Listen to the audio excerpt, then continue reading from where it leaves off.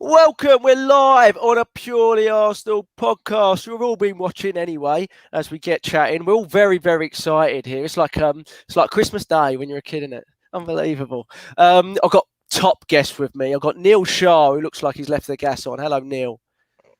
That's how I feel. You're like a squirrel, mate. You got those eyes going. Spine. Yeah. We'll get to the spine. 15 bloody years. This was your signing, mate. I mean, we all wanted it, but you were adamant, it's that or bust. That's the one you wanted. But I mean, in fairness, we all said, but you were adamant that or bust. And it looks like we're getting there. We've also got Michael Harris, 2002 shirt, unbeaten away all season. How you doing, Mike? Feeling good. I might have to get a GoFund page going to purchase 3 of those shirts with the names and the numbers and the badges. So I might need some help.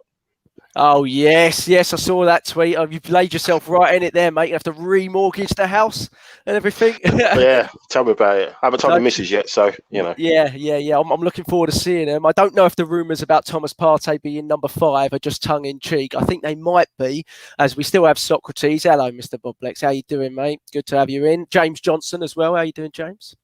Hello, yeah, I'm very good. Seeing Neil in that cap and headset, it looks like he's come straight from his shift at the drive-through. It looks very... Yeah, Neil does. He does like a Big Mac. To be fair to him, he does like a Big Mac. So do I.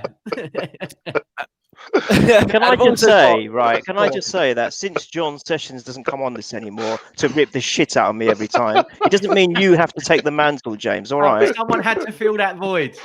Yeah. So I am more than happy to take John's great position and ripping you to smithereens. So all right, you carry on, son. Hi, Bernadette, big Celtic and Gooner fan. I know you, Bernie, very well. Thank you for coming and joining us. Anthony Palm is also here, chief editor. He's getting the sound sorted for us.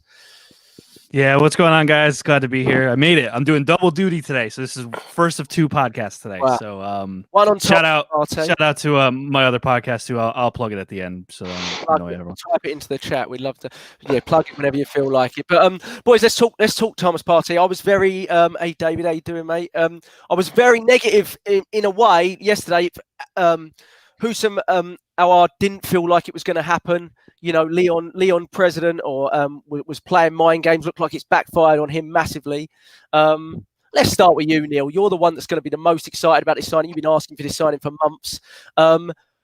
Neil, Thomas Partey, what do you think he's going to bring to us? Why were you so keen for this signing more than any other this summer? Oh, my God. Where do I start? So, firstly, I've always felt that we've never replaced Vieira. I think ever since he left, we had a couple of players who did very well in his place. But for me, the Vieira-esque kind of CDM, actual kind of rock right there, protecting in between the link between the midfield, playmakers and the defence. We just never replaced that particular player. And for years and years, I was begging for someone like that to come along.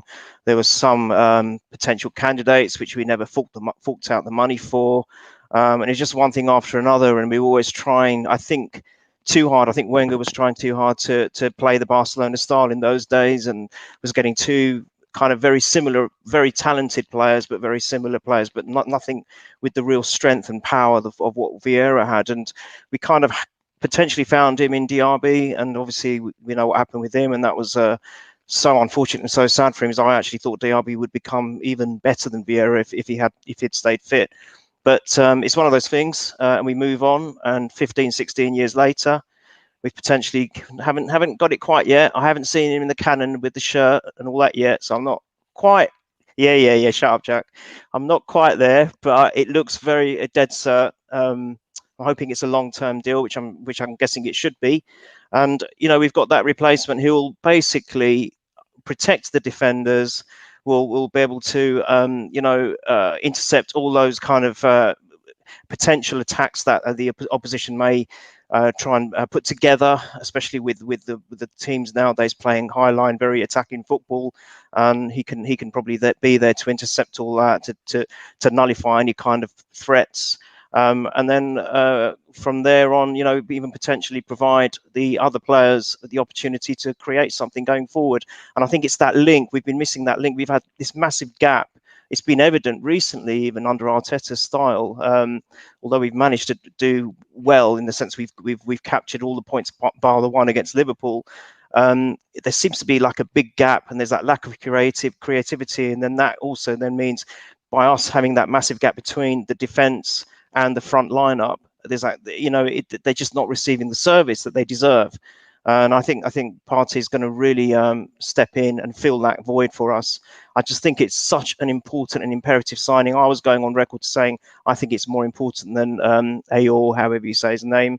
If I had a choice of one of the two, with him, with Danny Ceballos, with Xhaka, even Elneny when we need it. I think now that we've got a solid midfield, which will form part of the spine I've been talking about for years. For me, the spine is obviously Leno, Gabriel, stroke Luiz, maybe Saliba when he starts playing regularly, and then you've got Partey, and then up front you've got Oba, stroke Martinelli, and I really want to see Martinelli play in the middle when he returns. So amazing for me. I'm so thrilled and so happy. Yeah, absolutely, mate. I can tell from your voice, which is sometimes a little bit, but you're very excited. I was feeling it go up there. Willie Smith, Yaya, all about accuracy. Thank you for coming into the chat. John Sessions, my brother, is in the chat. David Marr, Mr. Boblex, Dylan Mims. Mr. Boblex says, Ornstein says it's done. Charles Watts says, we're just waiting for the announcement now. Live on air. We're announcing it live on air. This is breaking news. This is unbelievable stuff. Mike, let's go to you. Let's talk a little bit about why we left it so late and try to understand what our intentions were. Arteta sounded huge. We're going to get to the Sheffield United game once our excitement drops off a little bit, which might take a while. But he spoke after the game yesterday, and it felt like the Ayor deal had gone away. And it really looked like, we hadn't really heard a lot about Thomas Partey, even from reliable journalists for weeks. Atletico seemed not to want to deal with us in terms of the Lucas Torreira deal, which was a couple of days ago, and he had his medical a couple of days back, and it seemed very odd that wouldn't be involved in that one particularly. We can't forget we sacked our head of football during the transfer window. We sacked our scouts, or made them redundant during the transfer window. At that point, we all said on this podcast, we really need to make sure we've got a plan here for the transfer window. And it started quite well. Obviously, Gabriel looks like a fantastic addition. Willian, we understood the addition of Willian on a free. Forget about the wages and the 3-year deal. We all agreed that we could understand where we were going. It looked like we were trying to buy players that were going to improve the first 11, not the squad. Like this, we'll get to the Cedrics and those players in a second. But it looked like, to be honest, Mike, we'd left it too late, and maybe we'd put all our eggs in one basket with Leon, and they'd kind of done a number on us. How do you interpret this Thomas Partey? Do you think it was always on the cards? Do you think we adapted to the situation with Leon? How do you? It's obviously speculating, but how would you interpret it? I'd interpret it with the fact that some of the information that we're getting out about the whole deal now, that the fact that we didn't have to negotiate with Atletico. We had to go to the La Liga HQ with our lawyer and basically say we're going to pay the release clause, and that's it. If the club, which I imagine they knew that from day one, from the fact that they knew that he had a release clause, I'm imagining they knew that from day one. So that allowed them to sort of maybe talk to Partey, get personal terms sorted, get that all nipped in the bud, and then concentrate on maybe seeing who else they can get in. And obviously that was obviously Hosemua, who it looked like we were on the verge of getting through the door. And they must have gone that way, knowing that they're going to do what they're going to do tonight. Yeah, today they would have gone to the HQ and it would have been done, as long as they could get the medical and everything done. So it looks like they were basically had that parked, so to speak, and they just were going to try and focus on getting Hosemua in. And obviously, if that didn't work, they always knew they had Partey to fall back on. But yeah, it's 7 minutes to go. It's leaving it a bit late. But I can only imagine that they obviously had more knowledge than we had in terms of how the release clause, and because we all assumed, okay, you meet the release clause, you've got to go and talk to Atletico for permission and blah blah blah. But obviously, it turns out what we're finding out now, that wasn't the case. So they obviously must have known that was the situation. They just had to go to the offices, drop the money, and then say, okay, that's it. Just get everything sorted out, and you're our player. It would have been nice to maybe have some sort of foreknowledge of that, but it would have obviously scuppered maybe their plans. They obviously were trying to get OR in on on a spend as less money as they could. But it's funny, we're talking about the deadline now. The next one is only like in a when you count it, it's what 12 weeks away, maybe more. So it's crazy that obviously with the situation that Lyon now found themselves in with FFP, they are going to have to get someone sold, and with a fair bit of money. So who knows? It could be here again in a few weeks talking about and he will come this time. Yeah, you're right. It's weird, isn't it? The end of the transfer window is middle of October-ish here, and we're close to that January window again. So a lot of things sometimes don't happen in January because it's complicated, but it's so dependent on whether fans come back, and if they don't come back, maybe clubs like Lyon are still in these financial straits that they should have got rid of certain players that they haven't been able to, like the Depays, like the Aors, I don't know about Jeff Rene Adelaide. It looks like there's a link that he still might go. I saw about an hour ago, but I'm trying to keep up with it. Guys, if you have a question, I can't figure out how to comment myself in the chat, but I see all your comments. So if you have a question, just put a Q before it, and we'll wait till the last 15 minutes, and then we'll do questions. So David, Mar, Yaya, Orberax, Accuracy, Willie Smith, thanks for being in the chat. But just if you have a question, I see some of them. Just put a Q before it. I'll try and find the ones before I mentioned that, and then we'll go back and answer the questions on it. But James, let's go to you on Thomas Partey. 45 million. It's looking like we have to pay the full release clause. Arguments. It's amazing how little people know about what we can spend and what we can't spend. There's a lot of fans, though, James, that will look at this, and it looks like we're done for the window here in terms of incomings. We're going to get to sales. That will still have concerns that we didn't get that creative player in. On this podcast, I think a large portion of us felt that 2 was probably pushing it, though I think, on our predictions, I think I even mentioned, we're going to get both. Come on, we're going to get both. But 2 was probably pushing it in terms of the type of player we were going for. What reasons do you feel Thomas Partey, as opposed to a creative midfielder like Houssam, was the priority for you in terms of the way Mikel Arteta sets up his team? Main thing is, if you look at yesterday, he finally buckled on his original principles. That's the first time that he's gone, right, okay, Aubameyang down the middle. I'll try something new. So maybe he's finally looking and seeing that he needs to change things up and reevaluate how he's looking at things and how he's going to look at things going forward. And I think he's very astute in what he's doing. I've never, questioned his lineup and his substitution sometimes, but 9 times out of 10, the guy's spot on. He gets everything completely spot on. And do you know what? I think he maybe looked yesterday and went, I can put Saka at number 10. I can put Willian at number 10. Now, based on current performances, and I know your brother just asked in the chat, how do I think Willian's getting on? He had a great first game, but he's been very quiet recently. And I'll tell you what, against Liverpool away in the league, they tore him to smithereens. I mentioned it when we were speaking about it the other day. He got torn to bits. But yesterday, second half, like first half, you can judge every single player as, well, they had a bad game out there. Apart from, for me, I think Dani Ceballos. I think Dani Ceballos first half as well as second half was levels above most of them, as normally they are, as well as Gabriel. I thought Gabriel was fantastic yesterday all the way throughout as well. But I think we've got more internal solutions in terms of creating things and scoring goals. But what we haven't got and what we haven't had, which Neil was spot on for, which every Arsenal fan has said, since Patrick Vieira left this club, we have not had that man that can toe that line and just completely stand in front of that back four, protect that back four, but also he's a bloody good footballer as well. And Michael mentioned it a couple of weeks back. We've got what we class now as men that go, if you want to play a football game, let's play a football game. But if we have to get ugly, because I'll tell you what, we're winning ugly at the moment. And this is what winds me up. I know later on you might have a little go at all your journalists and your ITKs and all this. But I watched Manchester United from when I was a young man. And I live in Essex. And I don't know if most of you know about Essex, but everyone in Essex supports Man United for some reason. It doesn't make sense.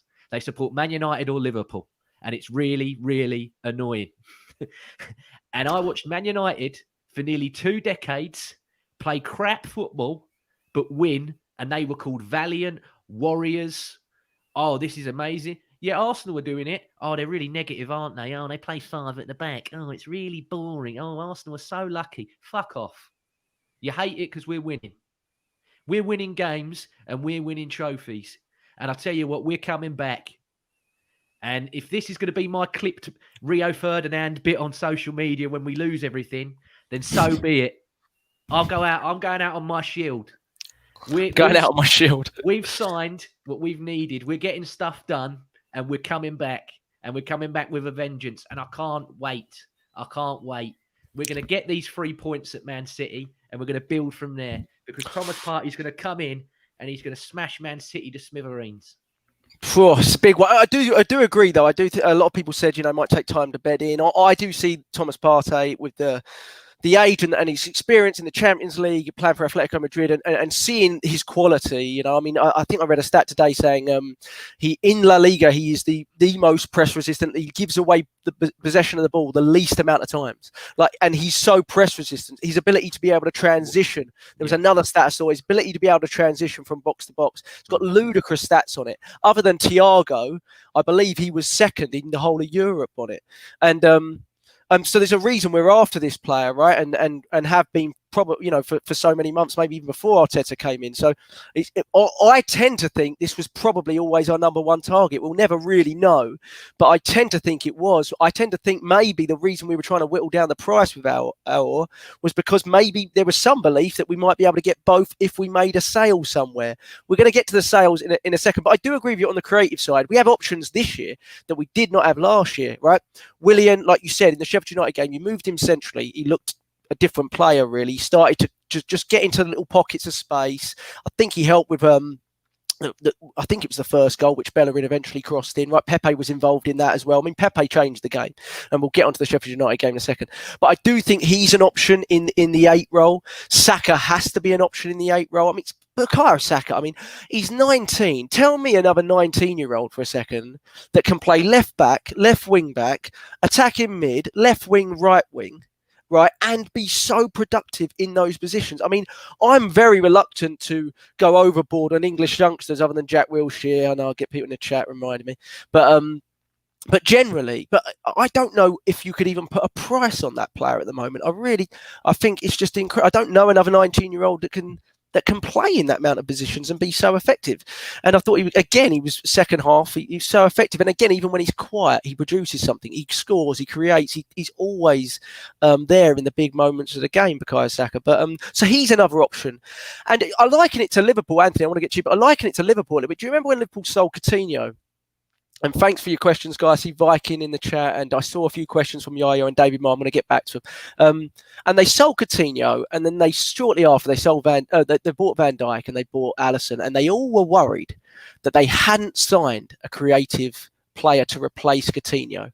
And then what happened? They went on and almost won the league, and then they won the league, didn't they? And they never really bought that player to directly replace him as such. Now, I'm not saying we played the same as Liverpool, but I'm saying we have those options, the Bukayo Saka option, the Willian option, Smith Rowe, maybe a long shot, but definitely has huge potential. Yeah. I don't mean to interrupt. Atletico Madrid's official account has tweeted that Arsenal triggered the clause, which means they've terminated the contract with the player. It's their official blue-ticked Twitter account. We've done Fabrizio just said it's confirmed. It's confirmed. It's confirmed. Sorry to stop. Fabrizio said it's confirmed. So. Okay. My brother's trying to. You're stealing my thunder, James. I was trying to keep Jack have Jack bullshit until it was official, and then I wanted to. Okay, but it's not been confirmed from the. It's done. It's done. Does that mean the official? Come on. Well, lovely. It's like scoring a goal here, isn't it? Unbelievable. Live. You heard it live. Party. Let's have a party. Unbelievable. So it's done. 2 minutes, dead on the deadline. We would like to leave it a little bit late. But that's why we said, we have those attacking options that we did not have last season. A lot of people are saying, well, that's not Willian's really chosen position. He never really played there at Chelsea. And that's not really Bukayo Saka's best position. Though he's 19, I'm not sure we really know yet his best position. There's not many 19-year-olds who do know their best position yet. Ainsley Maitland-Niles is a perfect example of this, by the way. So there's other options there. And if we were able to create and be so effective through Mikel Arteta last season, then that gives us real encouragement. Anthony, I want to obviously mention what you like on Thomas Partey. Concerns about sales. If before this window we knew that we'd still have Socrates, we'd still have Kolasinac, we'd still have Mustafi, we'd probably would have expected to still have Ozil. Are you concerned that we haven't been able to? I think we loaned out Torreira and Guendouzi today, but in terms of receiving, Torreira is official as of 11 seconds ago. We can't be any better than this. This is a breaking news, isn't it? But what are your thoughts on this? We sold Emi Martinez for 20 million, but he's a fantastic goalkeeper. Are you concerned that we didn't get more money in, even in the predicament of the COVID, post-COVID world kind of thing? Yeah. All right. So let me just glance at this real quick, because I'm assuming Torreira is not a free loan, right? Like I know Guendouzi was. Torreira, there's a fee attached, something like that's what I'm saying. So there's loan fee, and his wages are 75 grand a week. Someone in the chat's going to tell me if I'm wrong, but I believe that's correct. So that's what I'm saying. So I mean, fee as well. They said there wasn't, but with Guendouzi, I believe there is a fee as well. Maybe there was like agent fees or something, and then the fee's probably being paid by Mesut Ozil as he seems to be. Guendouzi's no fee. But they're paying his full wages. Okay. There's no fee. Sorry, carry on, Anthony. Go on, carry on. Yeah, so I just wanted to say that's official. That was just tweeted out, which means that the Partey tweet is probably following up in the next couple minutes. I also wanted to just say, so the tweet James referenced, the way they worded it is kind of funny. It says, at Arsenal paid Thomas Partey's buyout clause at La Liga headquarters. The player has unilaterally terminated his contract with our club. Sounds like they're upset. So, sounds like they're pretty upset. Fuck them. You know what I mean? They want to play hardball with us. They want to jerk us around. They want to act like that. Fuck them. So, back to the lack of sells. I do think that I'm wondering, and you said this recently, I'm wondering if the sale of Emi Martinez wasn't planned on. You know what I mean? Like maybe we were expecting to get funds elsewhere, and then because we sold him for more than we expected, maybe that's why they weren't in a rush to sell any other players. I don't know. Mustafi, I think, was always going to be hard to move just because of the injury. Who else was there? I mean, Torreira, I think we wanted to sell, but again, Atletico was breaking our balls about that, so I'm not surprised at how that ended up. And they got paid back for it. Sorry, carry on. David Marr says, fuck them mucks. Well, to be fair, it did sound like there was a lot of obligations and options to buys with a lot of clubs in Italy for Torreira, but he was really keen on the Atletico Madrid. So we allowed that. They obviously didn't want to negotiate with us with that, Anthony. So we just said, all right, we'll wait a couple of days and see in a couple of days. I think it's fantastic from the club. It's absolute. We've absolutely ruined Atletico Madrid. We finished 8th last season. You name another club that finished 8th last season in a season in Premier League and went and gone and got this boy. I mean, he's unbelievable. He's top class, Thomas Partey. It's unbelievable. Sorry, cut you off again. Hold on. Ozil's left. Yeah, okay, so now they're fucking around. Like, I don't like this. Just fucking announce it. It says RSVP location at Arsenal. Please respond in Arsenal Football Club by 11:15 p.m. tonight. I will be, and then it's a poll, attending or attending in capitals. I'm gonna click attending in capitals. Fuck it. Who's tweeted that? Is that the Arsenal account? That was the Arsenal account. They're really? playing around. Yeah, they're playing. It's coming. So it'll be official by the time we get back to Neil. Yep. Yeah. I'm seeing it. Go on. So you're concerned though, Anthony, with the lack of sale. I mean, I'm hoping if we hadn't got this signing, it would have been a very different feeling to this podcast. Let's face it. I mean, we're not negative fans, but it would have been a bit of a different feeling to this. We would have had our heads down a little bit. I think. Yeah, I don't know if we would have been angry, but we would have been definitely with the removal of 2 midfielders for little money. And knowing that midfield was a real weakness for us last season, despite the fact El Nini's come in and done a very, very good job, and Ceballos is back, and I think Ceballos is, by the way, a completely different Ceballos to what we saw for the first 6 months of last season, which people aren't taking into account. I mean, James said it. You saw it against Sheffield United. This guy's starting to run games on a regular basis now, and I genuinely don't think we're even seeing 100% Danny Ceballos yet. I think this is technically a very, very good football player. But if we were to get another midfielder, the creative midfielder that we know we're probably lacking, right, on because we've got a 350 grand mascot. If we were to get him in, get this player in, we would have probably had to make a bigger call, Anthony. Do you think on a youngster to sell, like Liverpool did with Brewster, for example? I mean, Balogun didn't go anywhere, did he? He could still go to a Championship club, but he didn't go anywhere. So on a youngster, we've had to make a big call, or on a first team player like a fullback, like a Bellerin or a Niles or a Lacazette. I'm happy we didn't do the latter. The youngster one, I was 50-50 on. I wouldn't have minded making a sale on a youngster. But what were your thoughts? Yeah, I'm. First of all, I want to say I'm happy we didn't sell Ainsley Maitland-Niles. I'm glad that wasn't the sale we had to make to sign Partey. I'm glad that didn't happen. So it looks like he's staying. I mean, everything quieted down around that whole speculation of him leaving. So, I mean, as far as youngsters, you were talking the other week about potentially Willock or Reece Nelson. I think both of them are players that we're going to want going forward, especially I think Joe Willock. I know he didn't have the best game the other day, but I think the future for Joe Willock, I think, looks pretty bright. So I would hate to lose him. Otherwise, I mean, I don't know. It's so tough just trying to figure out our situation. I think that we're going to be probably busy in the winter selling. I don't think we're going to really get any significant incomings in the winter. I think that's when we're going to try and get some of the deadwood out. Yep. Agreed. Let's do some questions now as we're sort of waiting for the official announcement from the club. Let's go back. I'm going to roll back up. Neil, you want to answer a few questions for me, and Mike, let's do that. Mr. Brawl 96. Please do not read this message out loud. That's my co-host from my other podcast. Oh, okay, gotcha. That's hilarious. Let's go down. We've got a few here. Hold on a second. Willie says, who do we see starting in midfield, Neil? So who do you think? I mean, obviously, it's important to have the depth and the rotation, but we're talking about improving the first team. Who's your starting two? It could be a three, but who's your starting two? Willock and Ozil. Oh, thanks, James. Yeah, Willock and Ozil. Yeah, shut up. Go on, Neil. Oh, come on. It's got to be Partey, isn't it? It's got to be Partey, Ceballos. For me, they're those two, but a little bit harsh on Xhaka. He's done pretty well, hasn't he, since Arteta kind of revived his career at Arsenal. But I think we've slowly got to move to Partey. I think he's going to be the kind of rock that we need.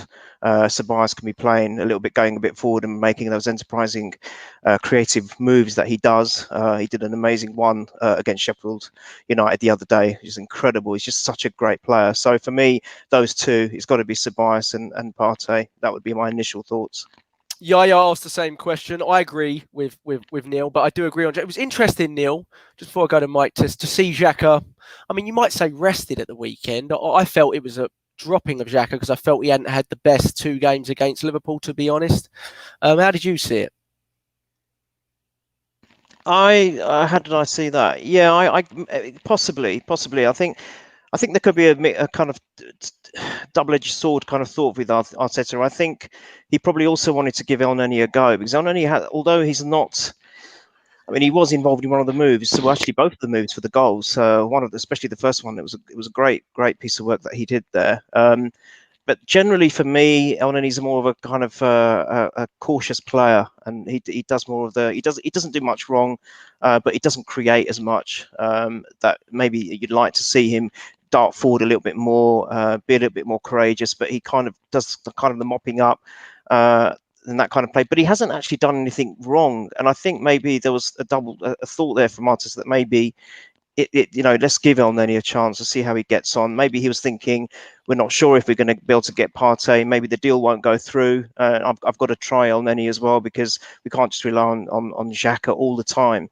So it could be that as well. But also, as you just said, Jack, it could have been that he was seeing some kind of a slight drop in Xhaka's performance. Maybe he wanted to rest him. Maybe he wanted to let him know that he's not, his place isn't given. It's not just there for him to walk into the stadium in whether it be home and away and expect to start. There is a challenge there for him, and he's got to earn his place. So it could have been so many different reasons as to why. But I'm glad we've got the players we've got now because we can rotate a little bit. And of course, God forsaken any kind of injuries, we've got backup now. We seem to have a lot of depth and good players in most of the positions, if not all. to do a fairly good job. And I don't know, I want to see him experiment a little bit. I really like the fact that Oba was through the middle. It completely changed our game the other day, completely transformed it. When Pepe came on, it changed the formation up the front, and it worked, a miracle. So that could be the way forward. I don't know. Yeah, it was fantastic. I mean, we all really big supporters of Pepe on this podcast, aren't we? We know he comes in for some criticism, so it was great to see really the Pepe that ended last season come into that game. And you felt he'd had some disappointing performances, but he played so little, and obviously he's playing in the League Cup team really this season. So it's a different position for him, sometimes being deployed out left, but he just came on and changed the game, and that goal was absolutely fantastic. He was part of the Saka move as well to start with. I mean, he just provided a whole different outlet for us. I thought Bellerin was fantastic on those 2 goals as well, especially his 1-2. You see the way he just shifts it from right foot to left foot and then gives it to Pepe. And Pepe, when he's running like that and he's not thinking too much and he keeps it simple, just shifts it to his left. I'm telling you, he can be such a huge player for us, Pepe. We're just waiting for him to explode. Jack, and let's hope this start or something. When we switch to a 4 and Bellerin become an overlapping fullback with Pepe, him going overlapping allowed Pepe to cut in.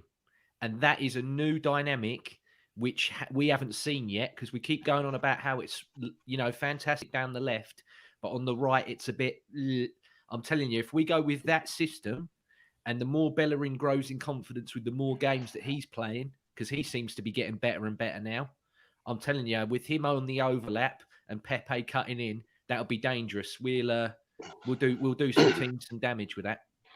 Yeah. The Arsenal account is going to announce something within a minute's time. I don't know what it could be, boys. I have no idea. Do you have any ideas, Mike? They've put on Torreira's gone, so they put that on just about a minute ago. So they're paying him respect. They're paying him respect by putting him on there first. Right. As you're mentioning that, Mike, sorry to interrupt. As you're mentioning, David Marr asked the question, why didn't you feel it worked out for Torreira? Is it just that he doesn't settle? It's unfortunate. We've all been we like Torreira, don't we? Yeah. His performance, obviously, against that mob down the road, and the goal that he scored, we'll never forget that. Just the injuries. It's just a shame he seemed to pick up a few injuries, but he was a bit of a little warrior, wasn't he? And has it been announced? Is he on there? It is official now. 21 seconds ago on the Arsenal Twitter. It's official. Welcome to the party. Oh, I love it. I'm trying to see if there's they're showing a video of him. I'm trying to see if there's live pictures of him in the shirt or anything. I'm not seeing anything, but it doesn't matter. He's been out. No Thomas, no Partey is the hashtag. Like that. Very good, Mike. Very good from the club. Yes. But no, beautiful. All right. Go on, carry on, Mike. No, sorry. Just say, good luck to Torreira. Shame it didn't work out, but the guy, you can't say that he didn't try every time he put the shirt on. He put a shift in, and it didn't work out for him. It's a shame he didn't fit into Arteta's plans. But he was in the same boat as everybody, weren't we? We were with 6s and 7s at the start of the season. We started the last season with what was happening, and him coming in late from the and everything as well. And just happy for Torreira, and obviously delighted that we got Partey. And now I've got as soon as this finishes, I've got to get a GoFundMe page, because I've got to try and fork out 3 shirts now with Partey on it. I don't know what I'm going to do. We've got to wait for the number release, haven't we? We've got to wait for the number release. Get that right, 3 of them. But to break it to the missus, I'll just say it's for the kids or something. I don't know. I'll probably do that. All 3 of them arrive. You have to get 1 or 2 for the kids as well. Yeah, absolutely. Yeah. Everyone got mad in the chat, which is great. David Marr, Willie Smith, Matt the Champ is here. Matt's here. Who else is here? Viking. People really excited about Partey being announced, and it's good that it's Bernadette also. James, I've got another question for you. Obviously, I don't want to go too negative on the pod. We are talking about the number 10 position as well. We know that Ozil's still with the club. I didn't like the comments from Ozil and Guendouzi back and forth to each other, to be honest. It reminded me of schoolboy stuff again. Do you know what I mean? Like, do you remember, first of all, I don't remember Ozil ever being in connection with Guendouzi behind the scenes. Like, I never remember it. Suddenly he's ostracised. Mesut Ozil goes, oh, here we go. get this one under my wing here because a couple of others are upset with me because I've not taken a wage cut. I just find it a bit childish, but it's a concern, James, because Ozil is still part of the team. He's still training with us every day. A lot of fans want us to reintegrate him, re-include him. I personally am supportive of what the manager wants to do. If he decides he's going to do that, I'll support him. If he decides he wants to keep him out of the squad, like he's been doing, I support him fully in that. Now we didn't get out. Is the real answer here, James? What do you think? We've got to keep creating. We've got to keep winning games, and as long as that happens, no one will start questioning things. It really comes down to a result business. But how do you feel? He's still at the club. He's a toxic player. Other teams have it. We forget that. Tottenham have Dele Alli. He's been moaning and groaning. Chelsea have Kepa. He moans and groans more than Ozil. So it's not abnormal to have this at a big club. But for us, it feels kind of tired and boring that we've got another year of it, doesn't it? Yeah, but come January, he can negotiate with who he likes to go in the summer. He could, he's a free agent. Is he going to go to Twitch or is he going to go to full-time Twitter? Yeah. He's joining Epic Games. Yeah, exactly. No, you never know. He might want to come on here. He might want to come on this podcast. He's got the time. He's got the free time. You won't have him on here, will you? I don't care about viewers. I don't care at all. He's not getting on here. He's one of those that you delete. Yeah. No. To be fair, we're just doing what any normal person does with a bad egg. Keep them aside. Don't okay, he's in the photos. Okay, he's interacting, but he's got no real say in the matter. I've said it before. I'll say it again. Mesut Furlow's done. All of you that sit there in your little Mesut Furlow pajamas, wishing for him to come back on the end of your bed at night, looking for your stars in the sky. It ain't happening. All right. The guy got us to a level where we started to win again, and we started to attract big, huge, massive players, right? Which you can only be grateful for. However, for the last couple of seasons, the guy hasn't produced. And, this is a guy that's a fan of his. I got in the corner of the room I'm sat in, there's a signed photo of Mesut Ozil, which I have. There's a signed photograph of him. However, he ain't that guy no more. And this team is going onwards and upwards, and we're not plateauing, and hopefully we're not going to go backwards. I don't think we're definitely not going to go backwards. So he doesn't fit into these plans. And you've got to remember as well, there was a lot of political stuff that I won't get into because, I don't like to bring politics onto podcasts. But also, other than that, he was the only player that refused to take his pay cut. I think it was one other, wasn't there? No, it was only Ozil. Was it really? Okay. And then Ozil started to dig out the other players for not taking it because it made him look bad. And I'm like, no, screw you, mate. Stop trying to save stop trying to save face and everything else. If you want to be Charlie Big Bollocks, you got to be Charlie Big Boggins. Because at the moment, you look like Timmy Tiny Testes, I'm afraid. So, do you know what I mean? I'm sick of it. It's boring. And this guy, once he goes, thank God, because do you know what I mean? He wants to be somewhere where he's loved.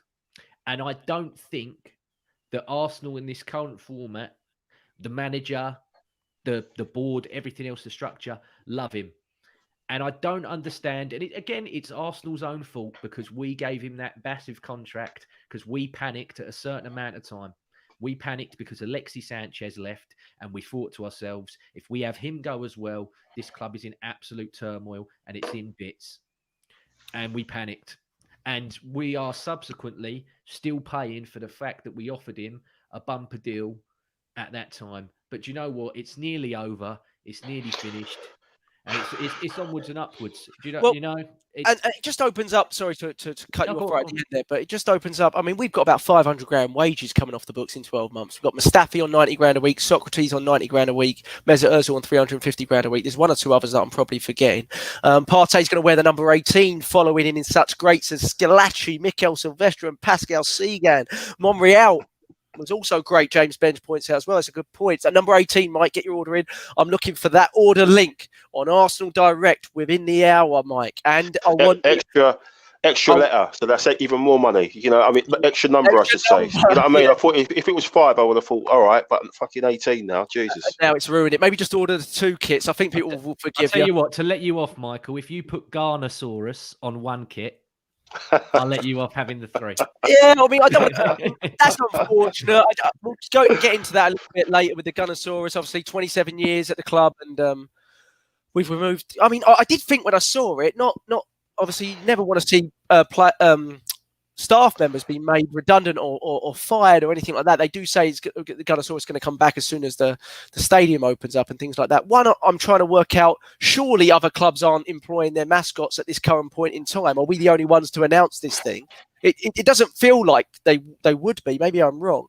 But I'm trying to work out what the obviously it's never nice to see that, and I'm not sure how significant it is in terms of funding anything or anything like that. If you're Paul Merson, it's very significant. He thinks we pay Gunnosaurus more than we paid Lucas Torreira, but this is Paul Merson, to be honest. So she needs to have a lie down. To be honest, mate, watching Man United at the weekend, they might have Fred the Red at centre back in a couple of weeks' time because. I want to touch on other transfer windows, other teams' transfers a little bit in a second. Obviously, it's all about us, of course, but I do want to touch on it a little bit. We've also signed Anthony. We've also signed 2 other players today that some people might not be aware of. Even I am struggling to know too much about them, to be honest. We've signed Rekic, 18 years old, from Hertha Berlin, but he won't arrive until January, I'm told. He's a centre-back. Of course, I mean, we've got 8 centre-backs on the book. On the last day of the window, we don't get rid of one. Bring another one in. Get another one in. Make it 9. Do you know what I mean? And so we've got him on the books. Lost James on the old camera there. But we also signed Muller from Malmo, who I believe is a striker, 500 grand from Malmo. I don't know a lot about either of these 2 players, Anthony. I don't know. There's a couple of other signings in there as well. Let's do a question from my brother. Do you think Arsenal are benefiting more than any other team from the no crowd situation because the Arsenal crowd have been so negative recently? He might have a point there, Anthony. I would like to think that this season we would have started off on a more positive note, even if fans were in the stadium. You know, like I think that coming off of, two trophies and, like we've been generally in a positive direction. So I would like to think that fans would have been more positive in the stadium itself. I think probably end of last season, sure. But I think going forward, I would like to believe that, that it wouldn't really hurt us. I don't think to have fans back in the stadium. I think that, especially with this signing, I think that the live fans will be behind us. Yeah. Oh, where's Jack Wilshere re-signing? That's sad, isn't it? He's putting his CV online. Jack Wilshere, 28 years of age. I'm still completely. He's going to do an Owen Hargreaves fitness video next. I'm telling you. It's unfortunate. I just look at Jack Wilshere's situation at 28, and I was a big fan of Jack Wilshere, but he's clearly not got the. I don't believe he's got the legs for top level football anymore. Really, his ankles are kind of shot, and even though I wanted us to re-sign him, we were right not to. I think he's on about 90 grand, 100 grand a week. So, David, it's unfortunate. That's what I look at Jack Wilshere. Too many injuries, too many early off the field issues from Jack Wilshere. And I hope he finds a club. Maybe go to MLS or something like that. Maybe that's his next destination. Go to Inter Miami, enjoy David Beckham, and I think he'll do a slower paced game. Could see him doing all right. I could see him doing all right in Italy, to be honest. They'll ruin his ankles though, that's for sure. But yeah, so that's a good one. How do you think Willian's done so far? I think James answered that one. Yeah, I know you asked about how we'd line up. I think I've got a question here from Bernadette, but I don't see it. Let me get back on my Twitter feed. Has anything else been announced so far? There's been nothing on Saliba. Does that mean Saliba's stay? Because it was very, very strongly linked in the last hour with going back to Saint Etienne.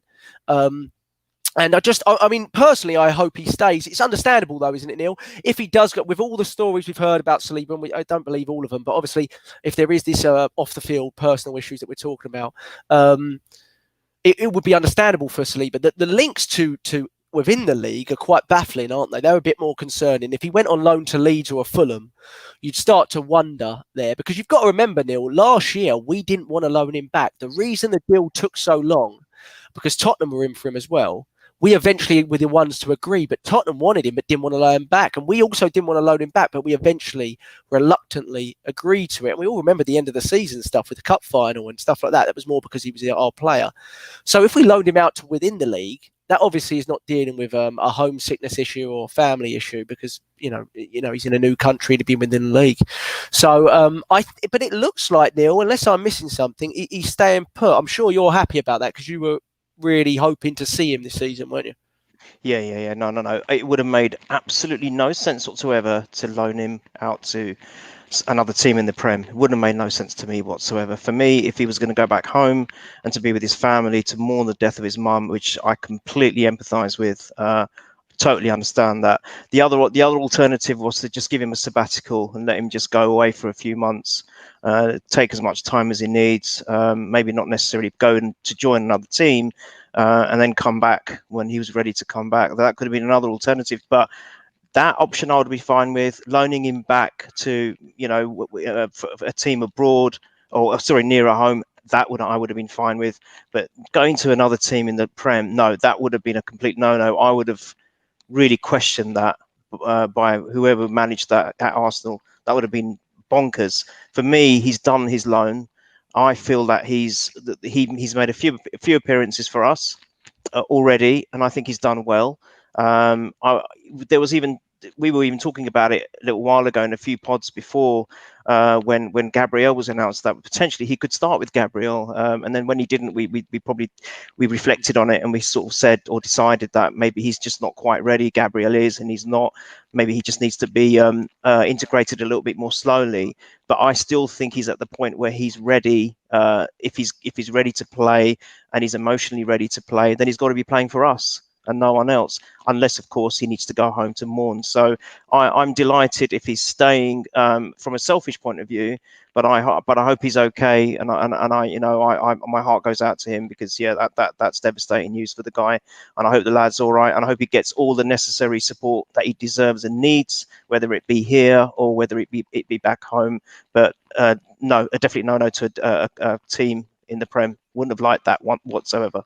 No, and we've got so many centre-backs on the books now. I mean, barring, our squad just seems so huge. I don't know where the numbers are at in terms of squad numbers and homegrown to non-homegrown. It feels like we're still very, very... I mean, I expected 4 to be removed total and from Friday, and I think it's just Torreira and Guendouzi that have left, right? Socrates still here, Kalashnik's still here, which were both largely rumoured to be leaving. And I think a lot of us felt there'd be a youngster, Nelson, to be loaned out. Turned out Nelson was actually having a hamstring twinge, which is why he wasn't put in squads apparently recently. But there was a strong links that we were going to loan out Nelson, but maybe the hamstring issue because of the loan has pulled him up on that. And obviously we know Smith Rowe has also got an injury, which probably has pulled him up away from the loan. I mean, I'm a little bit concerned by the sales, to be honest, a little bit. I'm relatively positive, and I see a lot of negativity online. I'm sure you boys too, about not getting the number 10 or number 8. And sorry, Neil, you got breaking news for me? Yeah, sorry, no, I wish I did. Bernadette, I think it's just alluded to that, Jack, what you're just saying. She's talking about the homegrown players. It might be worth having a look at that question and asking that. But she's posed some good questions. Have a quick look at what Bernadette has said. Okay. We have too many non-homegrown players now. Who do we leave out of the league squad? Well, to be honest, Bernadette, I don't know the exact numbers, so that's my fault. Apologies. I haven't been able to do it since the transfer window and evaluate it, but I'm almost certain we had to remove 3 to get 1 in, so we must be 1 over at least, because we've only removed 2 and we've got 1 in. That was the calculation that I made about a week ago, and I don't think anything's changed, but and it looks like Saliba's stay because nothing's come out on my end. So who would you remove from it? I think Bernadette's saying she thinks we have maybe too many. So who would you remove from it? Ozil would be it sounds shocking, 350 grand a week, but we're not going to use him, Mike. So it sounds logical. And then the other, surely it's one of the multiple centre backs you've got on the books. Hopefully not Saliba. I'd much prefer it to be a Socrates, wouldn't you? Yeah, I think it's definitely going to be Ozil. Again, as I touched on, we're probably just thankful that the next window is only a few weeks away. We're going to have to take the hit probably, and then try and get 2 or 3 of them out during that period. Obviously, depending on what the situation is, obviously where we are in the league, what injuries we've got, and everything else. But I would say that when the dust settles, with the international break, everyone's away. I'm sure they're already trying to get that sorted out. Who are they really are going to try and get out the door? in January, because again, we do save a bit of money at the end of the season anyway. But in the way Arsenal operate, they want to try and get some of that money away quicker if they can, off the outgoing. So I would say January. I bet they're looking forward to that already, to try and see if they can get maybe Socrates or Mustafi out the door. But yeah, you think not registering Ozil and he's just sitting there getting that money, doing nothing. I mean, I guess you kind of say nothing's changed, has it? It's just the same old thing. But it's a massive thing for them for the club to it's going to be Arteta's choice, isn't it, for him to do that, to not register him for the Premier League squad going forward. But as James was saying, I think we're all sick and tired of it now. We said it a couple of years ago on the pod. We think the German contingent at the time, after they won the World Cup, they sort of checked out. After that, Mertesacker he dropped a bit. Ozil dropped a bit, and I guess it's natural. They've reached a peak. But we know Ozil's got lots of things off the field which he seems got a lot of passion for. And yeah, he's just dialed it in when he feels like it now. And I'm just sick of the PR and everything that he seems to spin, and trying to cause this sort of divide between the fan base and possibly in the dressing room. So it'd be great if he was to go now in January, but do you really think he's going to go anywhere? He's just going to sit on that money, isn't he, until the end, and then try and do it. Oh, it's my choice to do it, and I left on my terms, sort of thing. So yeah, let's hope that comes quicker. That's why it's so later. That's why it's so impressive, Mike, as to what we've done this window, right? A lot of people judged it towards the end of the window and said, oh, we haven't got the 8 creative player in or 10 creative player in. What are we going to do? John asked, what would you settle all for this season realistically? And that's a really good question. Let's probably move on to that a little bit. But I'll just say, sorry, James, Jack, if you're going to talk about the transfers, I think we've had probably the 3 best ones. Everyone was after Gabriel. Everton thought they had him. He's unbelievable, by the way. Coming in.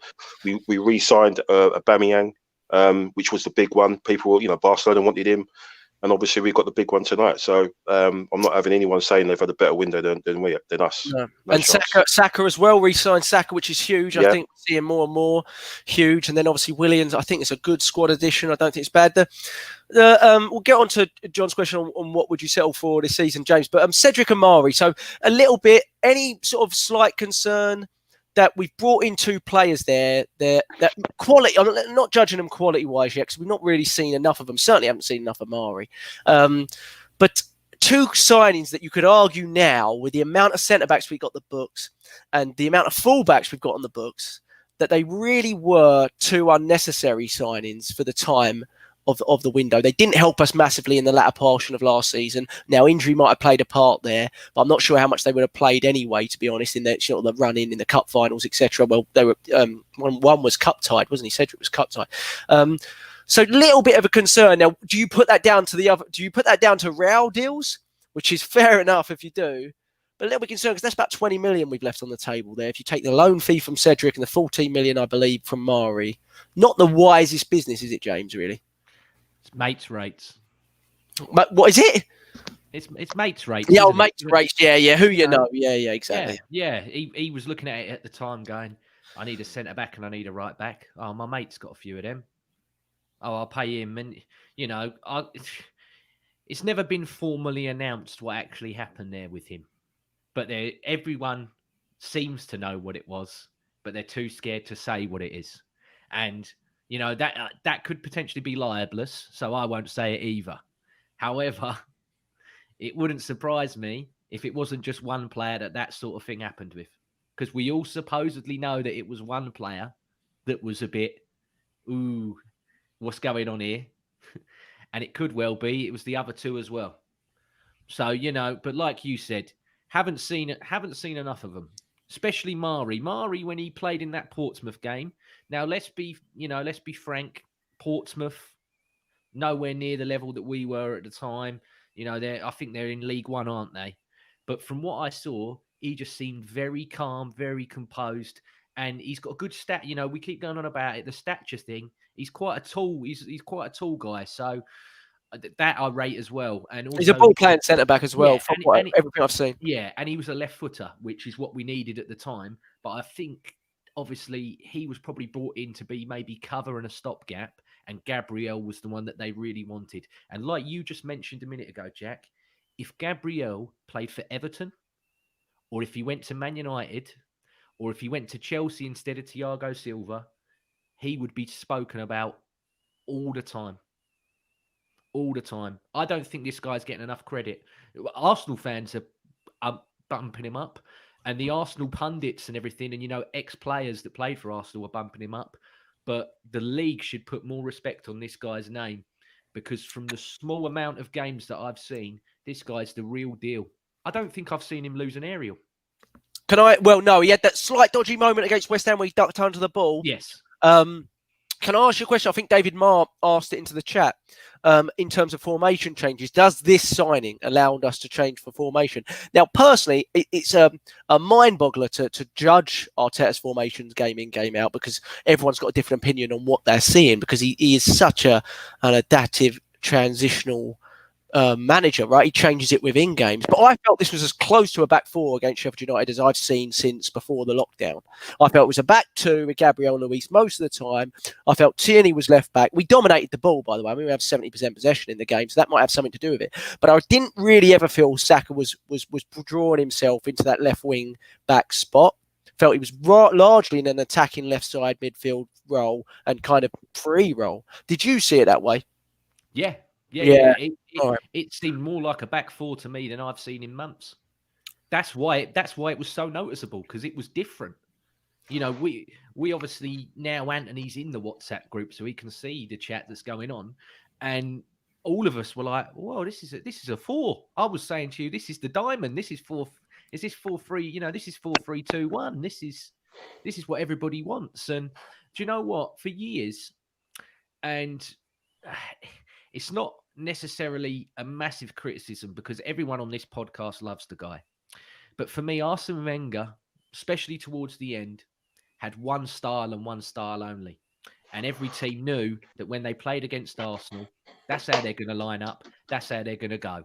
And you knew if you get up them and you get physical, you can beat this side.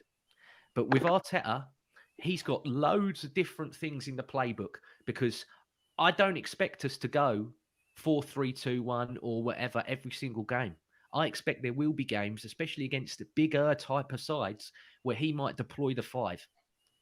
But he's got that way of him where he's got it in his Arsenal where he can chop and change. And that's something that Arsenal haven't had for a very, very long time. And I like. And also, you know, it's depth, which is something, you know, we got so many competitions. You know, I know the Europa League, people have looked in the group and gone, "Oh, that group's easy, that group." It might well be very easy, but when it gets to the latter stages, it's going to be hard. And you know what? I would say in those group stages, the likes of your Aubameyangs and your Lacazettes and whatever, have them in reserve on the bench in case it goes bad, but don't start them. Play Eddie, play Smith Rowe, Nelson stay. I mean, this is difficult because the EFL window is still open. And from what I've just had flash up on my Twitter, they're saying that Macy could be going and Arsenal are still looking for the goalkeeper. Well, David Raya, I heard, has signed a new contract with Brentford, so I don't believe that's possible. I heard that. I read that. Is that he's signed that so that they can put more of a money, for money on him? Yeah, but I don't really see us going big money. Why? You look at the issues they're having with goalkeepers. They've got about 500 grand a week going out to goalkeepers alone. If they can get rid of Romero, this is what I want to go back to about the Gabriel thing as well, with people not taking him up. Yesterday, Man United had £190 million worth of players in that back four. £190 million. Gabriel was 27 million, was he? I believe. Yeah, with add-ons 30 maybe, but yeah. No, unbelievable. Let's go.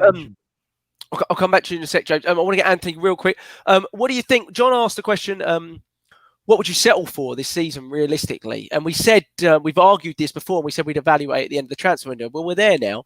So what do you think, Anthony? What is our goal for this season, and what do you think we can achieve? I think reflecting on the transfer business we've done, the transfer business our rivals have done, and our current position going into this international break, there's no reason we can't get top 4. No reason whatsoever we can't get top 4, I think.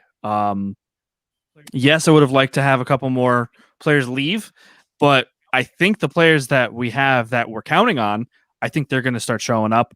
I think that a lot of them have showed up. You know what I mean? Like Pepe. I'm very excited for when he, starts really starting regularly. Aubameyang, Neil keeps touching on him playing centrally. We might see more of that going forward. We didn't see Lacazette leave, so I don't know if we're going to see Aubameyang central. But we'll see. But I think that really we can't settle for less than 4th. Can't settle for. We could.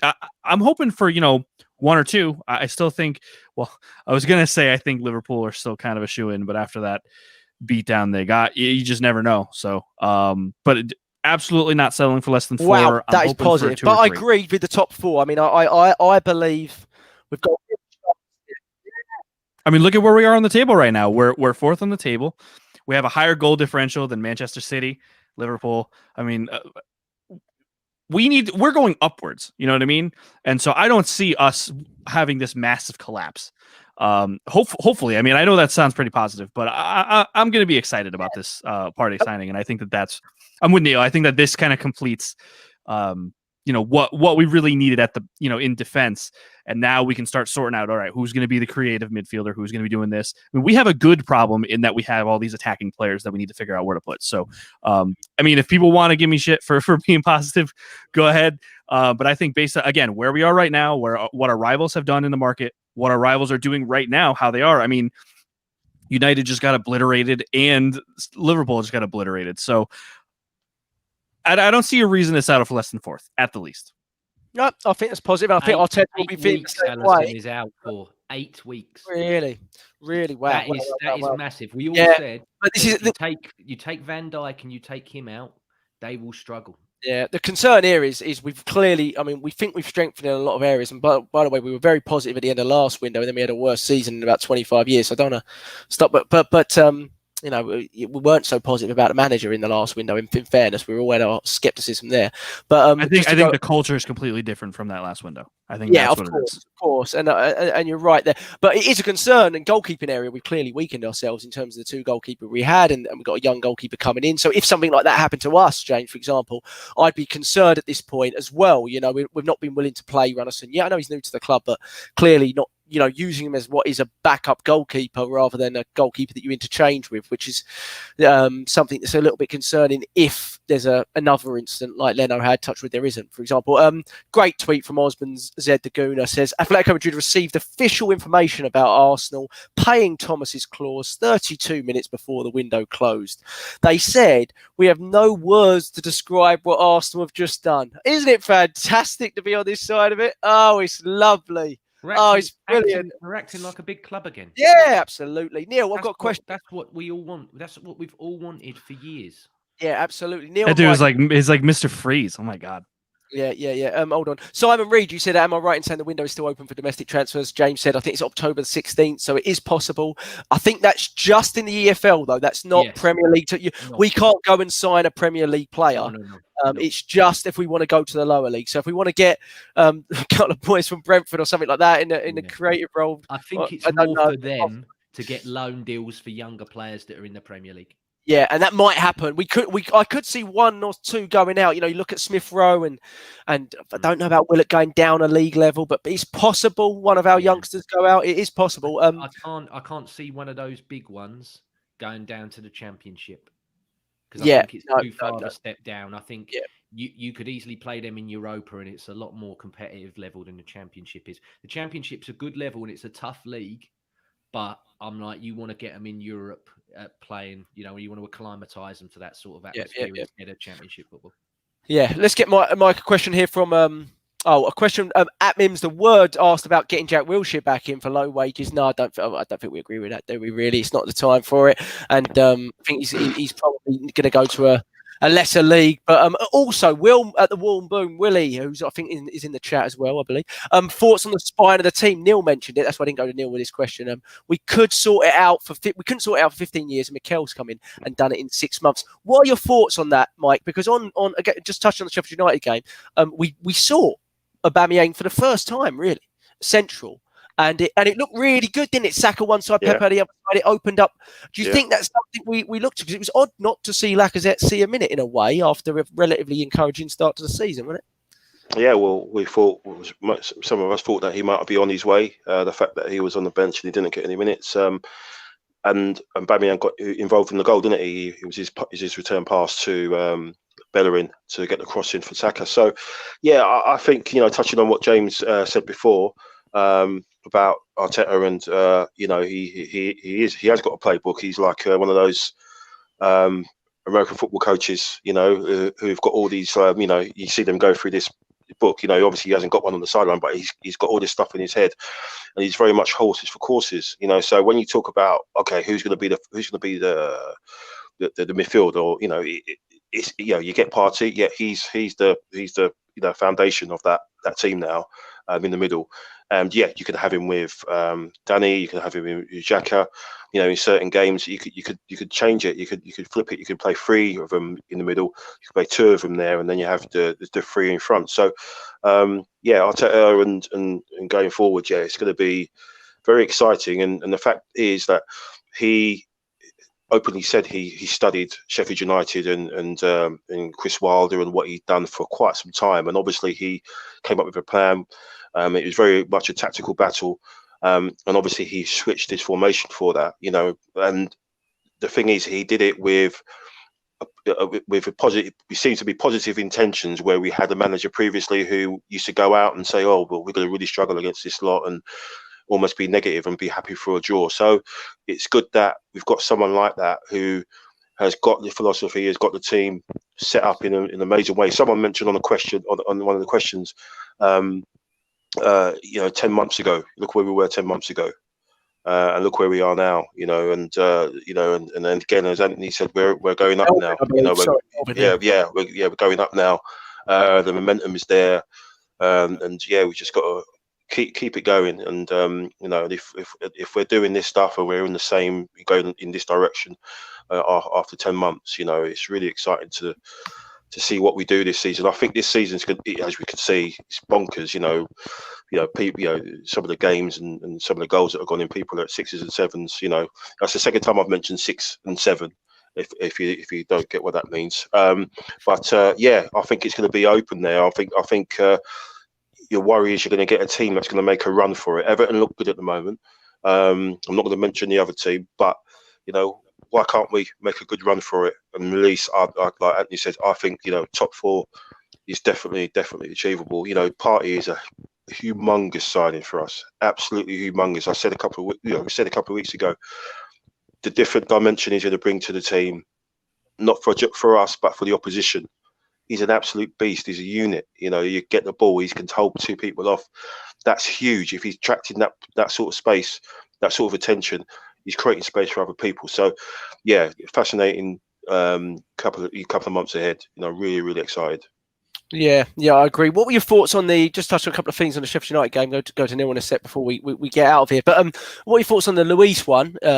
A lot of Sky Sports going on and on about it being a red. I thought it'd been very harsh to give a red for that, to be honest. And then not going on about an attack on Aubameyang, which we've seen time and again with us that don't get punished. I thought it was a really high tackle, Mike.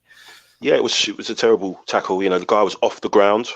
That's what a lot of people seem to have said. I think there was one Arsenal fan that I had a chat with on Twitter about, and he said he should have been a yellow. And I was like, well, he's off the ground. He's out of control. You do that, then you can't control yourself. So I said it was it the last pod when we were talking about Tierney's getting elbowed in the face by Mane.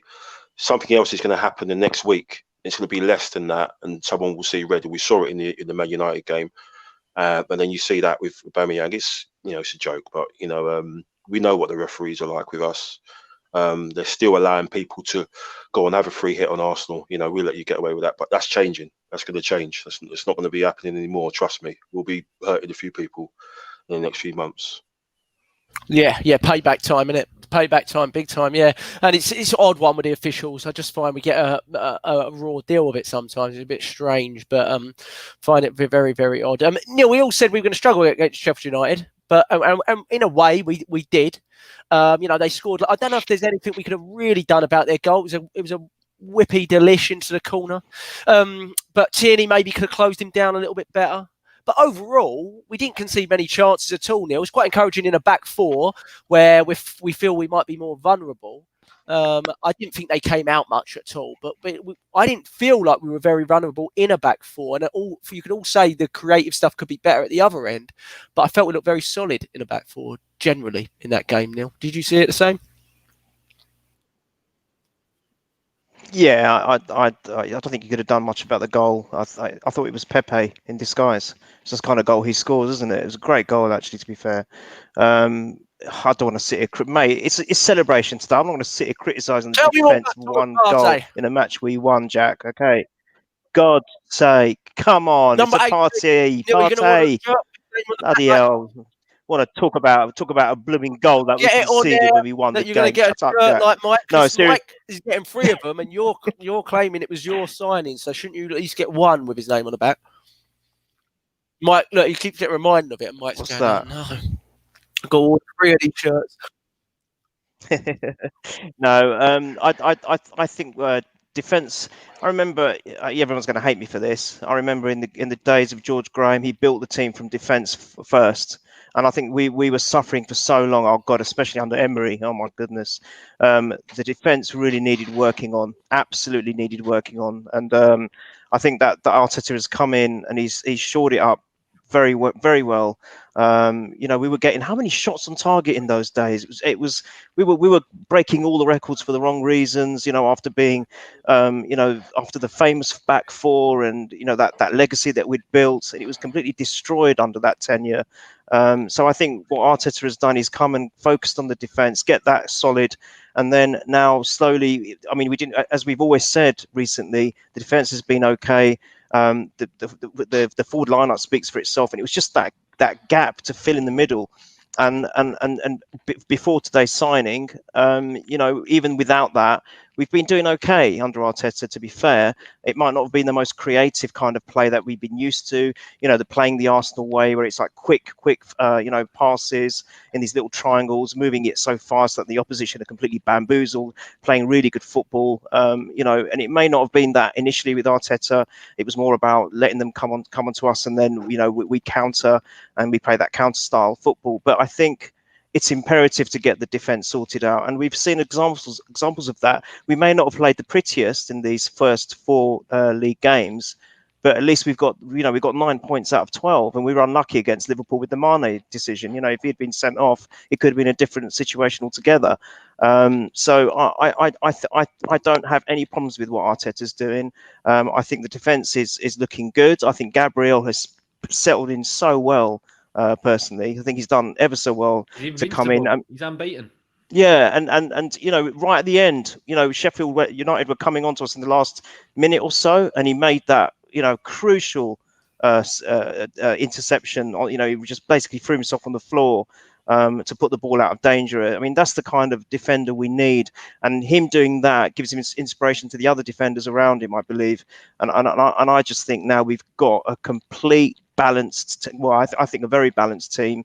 We're going to do well. My prediction is we're going to come first, Everton second, Aston Villa third, and Tottenham fourth. So, yeah.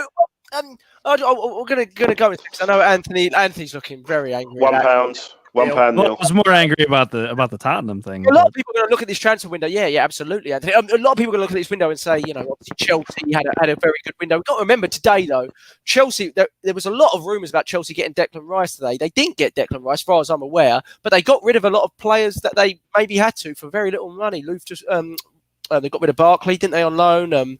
Loftus-Cheek. It's the Chelsea British Youth Project. They're getting rid of every British player they got on the books. So, although they've made good signings, and there's not an argument there in terms of attacking areas, a bit like United in a way, who I think just signed an Atlanta winger for 40 million that comes in January, who looks very good. But they've not necessarily signed that well in the weaknesses. They signed a new goalkeeper, Chelsea. I'm not sure how good he is. We'll see. Hopefully he's worse than Kepa. But centre-back, they signed a 35-year-old centre-back who was very good, but he's 35 and coming into the English Premier League, and we saw his struggles against West Brom.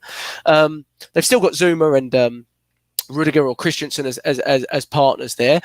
The scum down the road, they believe they've had the best window out of the lot, but they couldn't get a centre back in. They didn't get that boy in from Inter who's very good, very happy they didn't get him in. They obviously got the golfer in the wing. They got the good left back in from Real Madrid. He looks pretty rapid, but he doesn't know where to stop, does he? So that's a plus point. So there's positives for other teams, but I don't see anyone having a complete window, right? You could argue Liverpool didn't need to strengthen much, but then you see their last game and one or two injuries really cost them too. So I think it's massively open. I'm very encouraged by the window. I think it's been very, very good. A lot of people asked that we should have got a creative player in, and that would have been a 10 out of 10. I think what would have made it a 10 out of 10 would have been a better call on one or two sales, to be honest. And I know we couldn't make the sales that we wanted to make, but I just wonder if, not that I care about money in as such, it doesn't affect us, but in terms of maybe getting that creative player, it was probably about making a call on one sale. And I still sit here feeling our squad feels a little bit large, doesn't it? A bit chunky. Could have trimmed it a little bit more.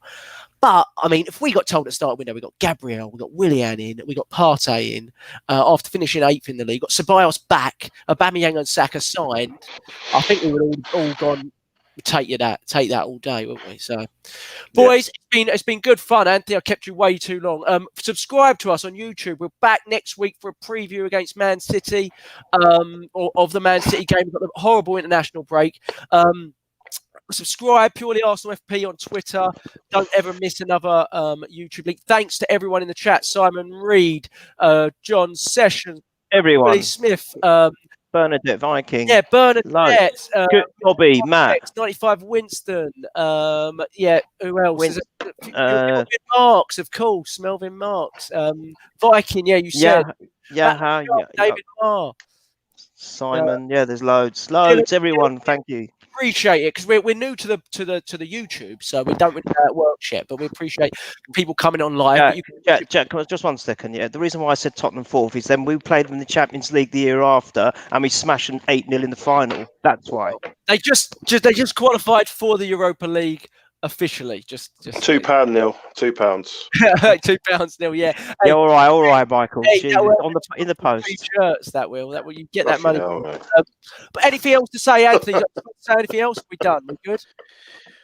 I think we're good. Go check out youtube.com/faster than reloading. If you like PlayStation, if you like Call of Duty, you like anything to do with that, go check that out. That's going to be up next. I'm going to be really fucking tired tonight.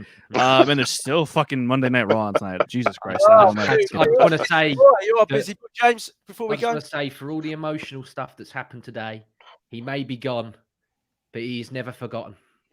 There is the original. I found him somewhere in a box. I was 9 years old. Yeah, and hopefully it's the same guy that's done it for 27 years. So hopefully, I made a bit of joke about it on Twitter about putting Ozil in it, but honestly, hopefully bring him back. They'll bring him back. They'll bring him back. Because you don't want to see that sort of stuff. I think it was a part-time role anyway. But to be fair, he's of retirement age anyway. But if he still gets to do what he did for the travel club and everything, they've got to give him a role somewhere for something.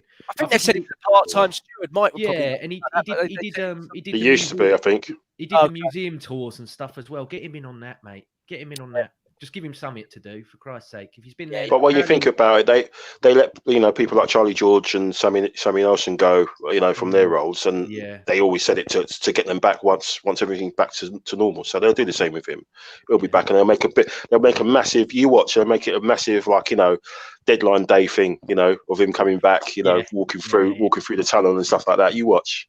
Yeah, but before we go, well done to Edu. A lot of pressure on him with the sacking of the board. It's not his choice, by the way. I mean, he might have been involved in it, but it puts him into the deep end. And quietly, we've gone about our business very carefully, very, very carefully. Left it a little bit late, a little bit nervy, but that's what Arsenal do it. But Vinay, Edu, Arteta said, so confidently yesterday. I'm telling you now, they're 100% backing me. And he said, I would not lie to you. And he hasn't lied. Brass, Jack. We told them from the beginning. We'll say it from the beginning. We will trigger his release clause if you keep mucking us around. And they didn't believe that we would do it. And like you said, with half an hour to go, they've all sat there going, "Oh God, they've triggered the release clause." Told you for weeks this was happening. And what I've just read, just before you go, what I've read is that it's ruined our relationship with Atletico. Well, hold on a minute. If they want to sign Lucas Torreira, if he goes and have a worldy season for him, which good luck to him if he does, you better keep that relationship relatively sweet, because otherwise we don't have to sell him to you. We can do what we like with him. We can sell him to someone else. Apparently, as well, I read that old son Kroenke went to father Kroenke and said, you need to fund this because he's been quite quiet, hasn't he, in the post-pandemic? So we don't know, but fair play. That as the coin rolled in. And we give them stick, the Cronkies as well, but fair play to Edu and Vinay for making the maximum of what they could with the funds that they had. They didn't get the sales they wanted, but it looks like they tried everything they could to get the ones they didn't want off the books, and it didn't happen for us. Lots of clubs struggled with sales in the Premier League. There wasn't many teams that look at Chelsea. They loaned everyone. United hardly could sell anyone, I don't think. I'm trying to think, maybe they sold a right back, and Pereira, but it was on loan again with an option to buy. Everyone struggled with it. So that says it's just a difficult market, no matter what your players are. So I think they've done a really good job. I'm going to be happy. I know you boys are going to be happy. Some Arsenal fans will moan for the sake of moaning. We're not going to be those ones. We're looking forward. Man City, can't wait to see Partey in the shirt. What team are we going to start there? Let's talk about that next week after the international break. Hopefully the international break doesn't create a COVID blaring situation. That's what I hope, because I don't believe these internationals should be going on with the way the world is at the moment. It's absolutely needed. It is there. Ridiculous.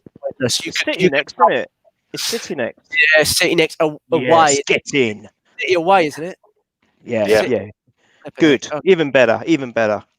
Anthony's got to go, boys. Thank you so much. Chat next week. All the best. Adios. Have a good one, guys. Thanks for having me on again. Sorry, I'm not trying to rush you guys out. See you later.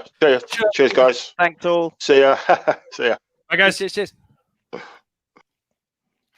All right.